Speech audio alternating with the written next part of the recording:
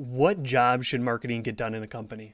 I think marketing has multiple functions. I feel like there's probably one core function, and that's to be able to properly articulate what it is that you do and who that thing is for. Now, within that are multiple sub functions that we have to do. But I think to wrap it up, like in totality, it's just properly articulating what it is that you do for your target audience, whomever that may be. That's Lashay Lewis, the queen of BOFU, bottom of the funnel content. She spent a decade as an in-house content strategist and then decided to do her own thing with Authority Plug. And since then, she's been killing it. Lashay gets content and she shares so many helpful and insightful things throughout this conversation on content and on life. So before we get back to the conversation though, run the intro. Welcome to On Marketing, a show where we uncover what marketing is. I won't tell you what to think, I'll help you improve how you think about marketing and life. I'm Jordan Ogren, a marketing strategist by day and a podcast host by night. This was recorded on February 17th, 2025. All opinions shared in this podcast are the individual views of the host and guests, not those of their employers or associate organizations. This content is intended for informational purposes and should not be considered professional marketing guidance. Listeners act on the information provided at their own risk. Thank you for being here. So the what and then the who. Now, I know some people advocate for the why. I think Simon Sinek wrote a big book. It wasn't about marketing, but it was like start with why.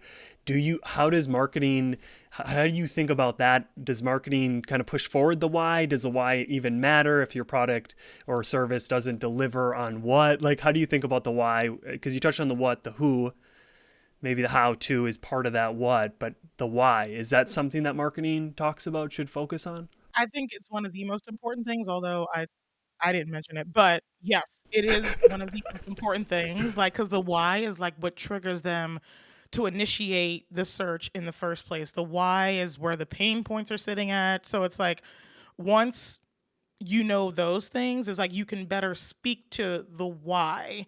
Now, you need to have a good product.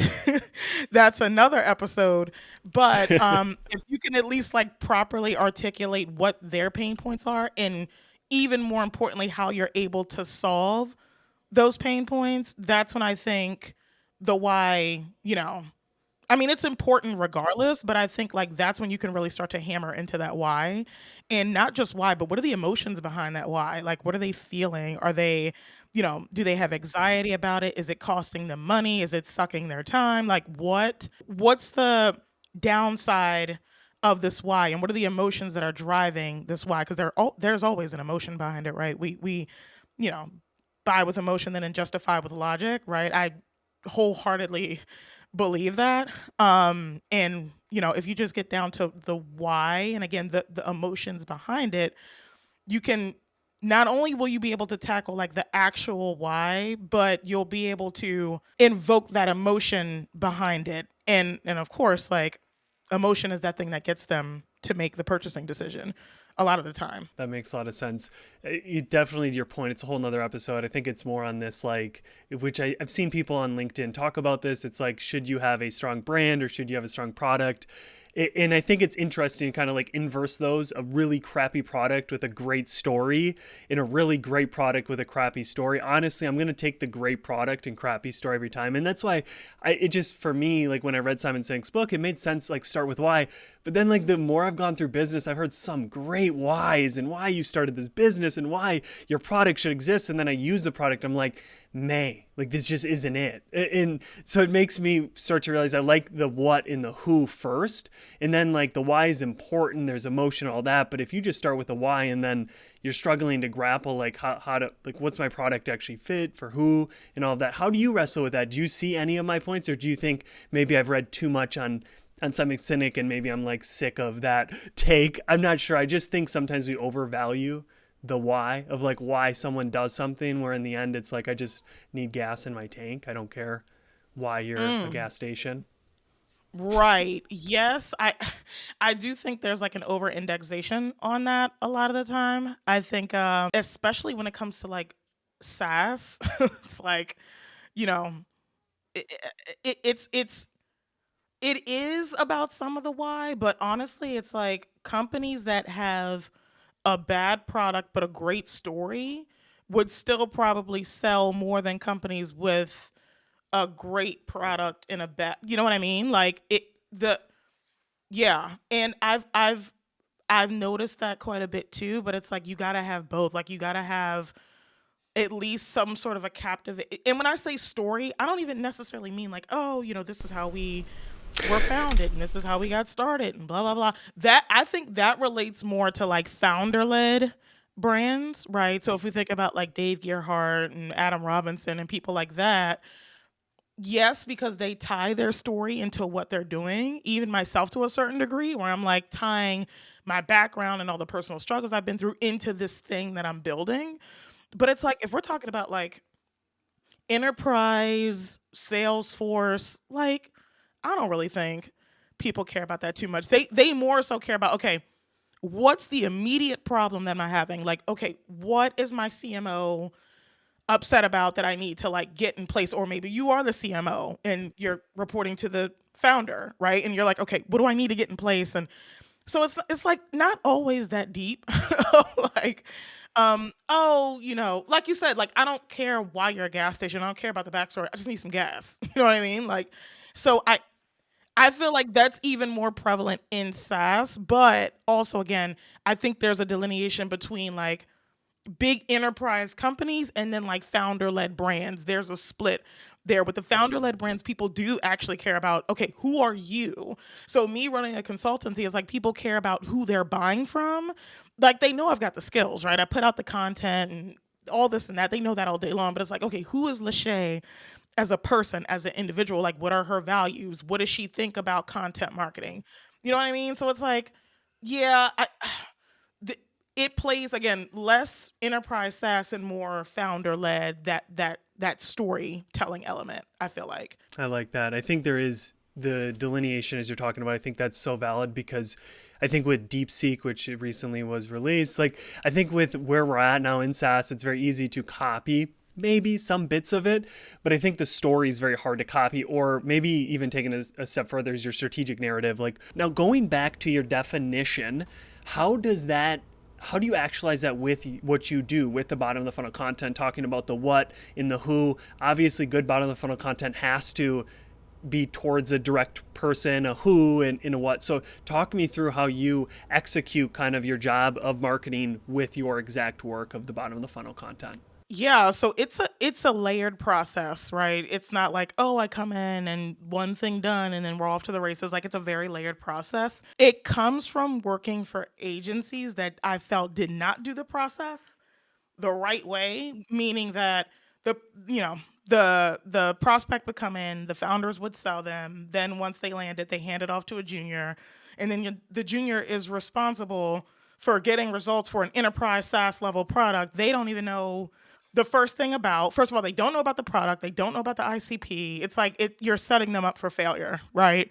So the first thing that I do is customer research. Like we don't even start anything else until I understand deeply about the customer, what their problems are, the benefits of their problems being solved, the capabilities that solve those problems. Like we get very granular with not just the product itself, but the ICP, because a lot of companies I work with tend to be horizontal. So they have multiple ICPs, they have multiple personas within those ICPs. So it gets very complicated, right? Like that's the best word that I could find for it, but like it gets really complicated a lot of the time. The first thing we do is the customer research. Then when I have a deeper understanding about the customer, that's when I take what I've learned from customer research and then do the keyword research, right? So the thing about this is I used to start with the keyword research because at the time I would prioritize SEO over the customer, which is never something you want to do, because what'll happen is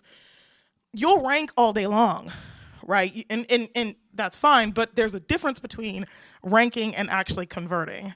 So it's like if you want to get who you work with the best results, you need to always put an emphasis and a focus on the customer more than ranking. And it's like, well, isn't that like counterintuitive? Well, no, because if you put the focus on the customer, you'll wind up ranking anyway. So it's just like, you know what I mean? The second thing I do is the keyword research. The third thing I do is start. So I work off of frameworks, right? So I have these bottom of funnel frameworks, and the way these frameworks are um, created is from all the past companies that I've worked with, I will test different types of content, not different types, but like different bottom of funnel content, blog related, but like different styles. Okay, if I put this here, does it convert? If I put that there, and then what I'll do is if I find that it converts well, I'll turn it into a framework. And I've overdoing this for a long time. Like I've got, well, more, but 5 core bottom of funnel frameworks that I plug these companies into that consistently produce results over and over and over. So I'm just like, okay, once I do like SERP analysis and stuff like that, it's like that's when I start getting into pairing these keywords with frameworks. From there, the writer will go and fill in the framework based on the customer research, right? We're not doing it based on the keyword. We're not doing it based on any of that. Like it's pure customer research. And I have something that I call dynamic frameworks, right? So the framework in its entirety is it's a set framework, but the information that changes in it is different. That's why I call it dynamic, right? So it's like it's a framework, but different companies have different pain points, and then different companies have different capabilities. You know what I mean? So it's like it's almost like a paint by number system, but for writers, right? So I have that in there, and then we just continuously publish over and over and over until around like that 90-day, 180-day mark, somewhere around there. Like we'll see the first couple of conversions, and then they get excited. They're like, "Ooh, this actually works." I'm like, "Yeah, right." All you gotta do is like see the process through. Once we do that, we just keep publishing over and over and over, and then we'll watch the reporting and see the clicks come through, and then we'll see that a bottom of funnel article influenced another. So when I say influence, I mean like maybe it's not like first touch or last touch attribution, but it was in there somewhere, right? So like maybe they came to the blog and they clicked on this article, and then they went to a BOFU one, and then they went to a product page and then converted, right? So it's like that happens typically before first and last touch attribution. And I like to track all of it because I like to show them, look how this piece is influencing the purchase. And then at some point, the bottom of funnel articles will start to account for first and last touch attribution. I love how open you are with your process. I could talk to you forever, Lashay, about marketing, and I know you put so much on LinkedIn that if anybody's listening to this, if any of that kind of excited you, go follow her on LinkedIn. She shares so much just like that. But I now want to kind of get into this life aspect of it. What is the purpose of life? What should I be aiming for? What progress should I be working towards in life? Like, what's the point of life? To help as many people as you possibly can. And the thing is, like, the way you help them will be the way you help them. You don't have to help them the way somebody else would help them. So like with me, I can't give, millions of dollars to an organization and things like that. Like philanthropy on that level, no. But, I've had so many people come to me and thank me for like educating them, and I helped them get this job, and I helped them do this and do that, and gave them a new sense of hope that they didn't have, whether it was from being like laid off or wanting to get out of in-house to start their own consultancy. It's just like now the mission is bigger than me. At first it was very me focused because I was like, I'm in survival mode. Like I gotta figure this out because I don't want to work for anybody, even though my last job I had was amazing. They were awesome. But I was like, yeah, like I just got to do my own thing. And I know I got the skills for it. So I think life is just about lifting up as many other people besides yourself as possible. Cause it's like, you don't know who you're going to help, right? Like if I gave up 2 years ago, 3, 4, like this is like a 15-year thing. I've been doing this since I was like 15. So it's like, if I would have gave up at any point in that 15 years, like I wouldn't have the messages that I get today of, I helped this person and, touch that person or whatever like that. But yeah, I think the biggest thing is just to like help as many people as you possibly can. And in return, you'll get everything that you need in that process. And it might feel like it takes a long time to come around, like that good karma, whatever you want to call it. But it's like, it's there for sure. Like, it'll take a while, it'll build up, and you're like, oh, I do everything nice for everybody. How come nothing nice happens to me? Like, it will. And it'll be like in abundance too. So it's just like, the more you help people, um, just the more you'll get helped in return. Like doors will open for you.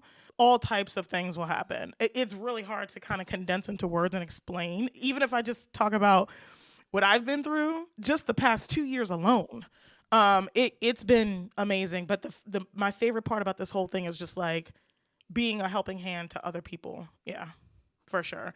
And it might sound cliche and corny, but I'm so serious. Like that's literally like the best part. Yeah. Money is a close second, but everything like helping other people is it's just you nothing touches that feeling. So what if, because you're talking about karma and all of that, what if nothing came to you in return? Would you still help someone? Oh yeah. That's just the type of person I am. Like some people, but you know what?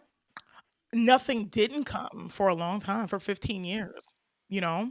And at a certain point, I was getting lethargic with this. I was like, God, like I'm living my life in loops at this point. I'm like, geez, like when is my turn gonna come? Like when is it gonna happen for me? So I did the right thing for 15 years with not even necessarily expecting something in return. I just did it because that's the type of person I am, right? And now that I have a little bit of a platform and able to help people even more, like I want to continue to pour into other people the way I needed somebody to pour into me. It's just my way of paying it forward. I think there's just in the act of helping, there's some satisfaction, some joy received.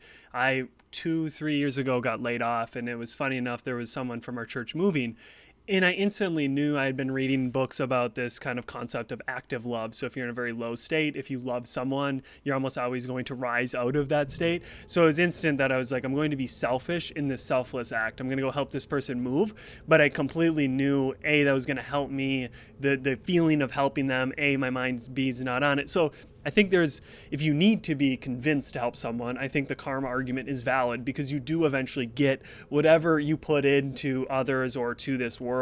Making the campsite better, I think, always helps you.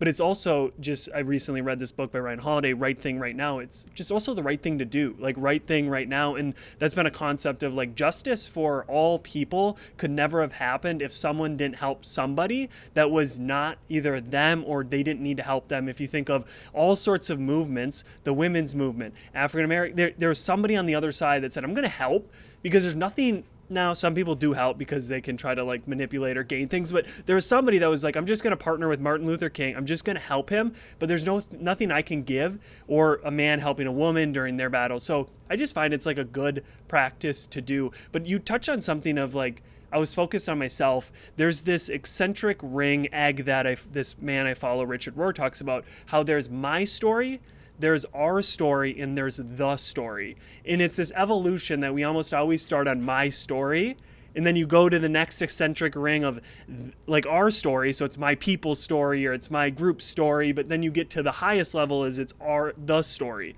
It's every single human that's ever lived. How did you move? Maybe you're not at the story, and I don't know if that's the point to get to, but how did you move away from my story to the bigger story, the groups, the friends on LinkedIn, all of that? Because it seems you've moved from only focusing on Lashay to, and it's been a 15-year journey, or it started then, but like, what comes to your mind of things you did to help get out of my story and see others' stories? Yeah, a couple things I feel like. So number one, like when I was able to get out of like survival mode, when I was at least able to have my basic needs met, and I'm like, okay, relax, like you're not, you know what I mean? Like you don't have to stress anymore, just chill out. And then once I was able to chill a little bit, just seeing like just other people, it's a feedback loop, right? So like when I started posting, it was so when I got first when I got on the Exit 5 podcast, like the inflow of love and support and just everything that I had received from being on that show was like I had never experienced anything like that in my life. Like I'm used to being like very behind the scenes, very just boots on the ground, just quiet in my room. Like, so you think of Anonymous, right? It's just like somebody in the dark with a hood on with a mask. Like, I was literally that just for SEO. You know what I mean? Like, I'm not used to stepping out in the public like that. But it's like when you get like a certain, it's to a certain point. Like when you get that many messages, you're like, whoa, like this feels better than any amount of money that I've made, like any deal that I've closed, like the deals are good, right? It's like you get a high from that. It's like, ooh, I closed my deal, boom, boom. But you you just can't put a price on somebody telling you like you inspired me to, do this thing or leave my job or get a new job that treats me better. Just I don't know. It's hard to describe. Like you just cannot put a price on that. I can put a price on a deal, right? I can say, okay, this is a 5 grand deal, whatever. You can put a price on deals, but you cannot put a price on how you make somebody feel, and they won't forget it. And something else related to that too. It's like that has come back tenfold, right? So I'll have a good conversation with somebody 3 or 6 months down the line, somebody will come to me and say, "Hey, so this person referred me to you to work together." I'm like, "I've never worked with this person before in my life. I don't, you know what I mean?" But it's just like when you treat people right, they don't forget that. And you don't know how that's going to come back to you. It could come back in a couple months. It could come back in a couple years. Like it could open a door you didn't think it was going to open. It's just like so the way things string together, like the butterfly effect, you just don't know. And it's like that's the most fascinating part to me. I just want to see how many people can I help? Like how many people can I like what are people gonna say about me when I'm gone? And may the legacy might well probably won't last forever, but it's like if I'm having people come to my funeral, like what are they gonna say about me? You know what I mean? Like, was Lashay a good person? Did she have a good heart? And that's what I care about, right? Like all the other stuff, the monetary stuff will come afterwards, but like you can't fake, at least for only so long, you can't fake being a good person. You can't fake having a good heart. And that's yeah, that's what's valuable to me because that's what I needed when I was coming up. I needed somebody with a good heart. Shout out Jess Cook because she was that person for me when I was yeah in October of 2022. And I told her I was afraid to post and I had a lot of anxiety about it. She was like, "It's okay. You got this. Like, just start with one and then you just talk about what you know." And because I looked up to her and, she spoke that life into me. And then you turn around in April, I'm on exit 5 and then my whole life changes. You know what I mean? So sometimes you just need that one person. I love that because we can all be that one person for someone else. And I think that's the story is forever linked. The tie goes from start of time till the end of time. And if we want to participate in that, helping is the door, the way through that. I love that. And you're touching on eulogy virtue. I think that's so wise to focus on the virtues that will be remembered in your eulogy and not how many deals they closed, how many followers they have, how many vanity metrics. So Lashay, to wrap up the show, what is something you're thinking a ton about, you're very vocal about, but maybe not everybody's seeing it, not everybody's thinking about it, that you think, let's talk about it, we need to be thinking about it? You can take this wherever you want, preferably on life and not marketing, but if maybe something in marketing's got you that fired up, but what is that thing that more people should be thinking about, talking about, or feeling? Shoot, see, you said you prefer life. I was gonna go marketing, Oh, but okay, you can go there, you go wherever I you was gonna want, go mark Lashay. because we did get a little deep we did get a little deep there. So I gave You you got to pull us something. out of that. No, Okay, yeah, okay, pull us out, pull okay. us. All right, I'll pull y'all up a little. Okay. So and this is such a like duh. Everybody is talking about this, but the whole AI thing, right? Now, hear me out. Um, AI started really big. It's still really big, but it started really, really big. And what happened was marketers, as we do everything, messed it up. They were using it for the use case of scale versus the use case of nuance versus embedding it in your workflows and using it to help you do the day-to-day stuff. And I think what's not being talked about enough right now, it's starting to be, but just using AI for a different use case, right? And I tell people all the time, it's like AI is not the use case, it's the modifier to a current use case. So whatever that current use case is, AI will help enhance that. Um, Specifically for me, taking the turn with AI and bottom of funnel is yeah, is something I don't see people talking about. But I've been at this point stamped as the BOFU girl, so now I'll gladly carry that on my back and get ready to talk about some BOFU and AI. But no, totally. Like, I love that. I just think people need to have a different frame of mind when it comes to AI. I think marketers are going to stop being very like boots on the ground and start to be prompt engineers, for lack of a better word, over the next year or so. Probably we're going to have to start to get different skill sets. A lot of it related to telling AI what we need from it.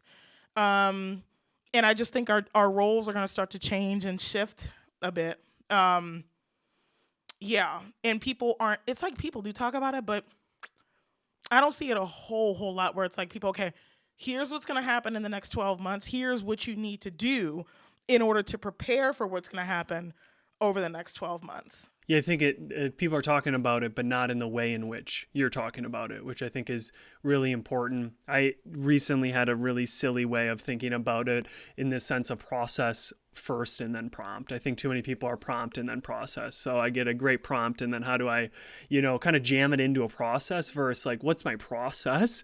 And then like which you're kind of talking about it. So I really like that. And I think it's so hard to know because I never knew about this. There's this horseless carriage syndrome concept where the first cars were called horseless carriages because the way in which we think, and we always bring the old thinking to the new tool. So we didn't think of them as cars. We thought of them as horseless carriages.